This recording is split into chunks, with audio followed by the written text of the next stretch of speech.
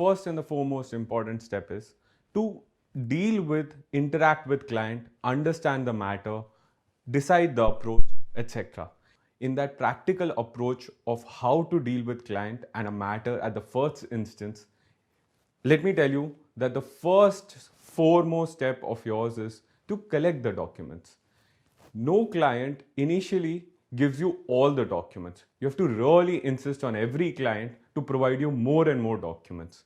The more you insist with your clients, the more facts you understand of the matter and a better approach you can adopt in your matter by having all the facts within your knowledge. For which, let's push your client to get all the documents possible.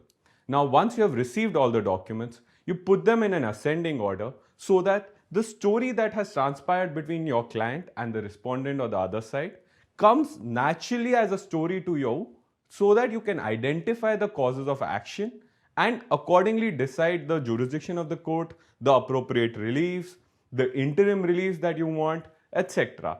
Therefore, put all the documents together, put them in an ascending order, and then start reading them as a story.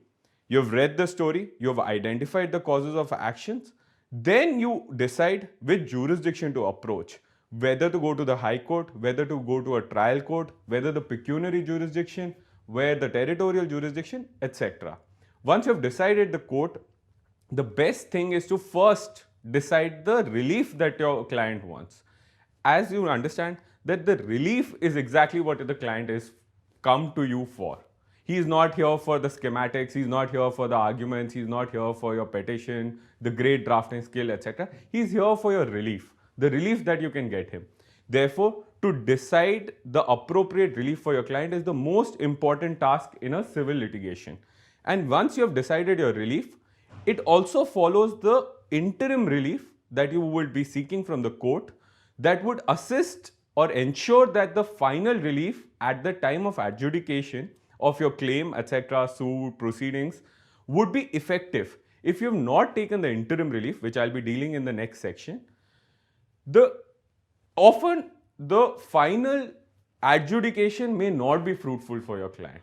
If he has lost all properties, the properties have been disposed of, your client is left with nothing, a paper decree or a win in books is not something what any person is looking for in actual litigation.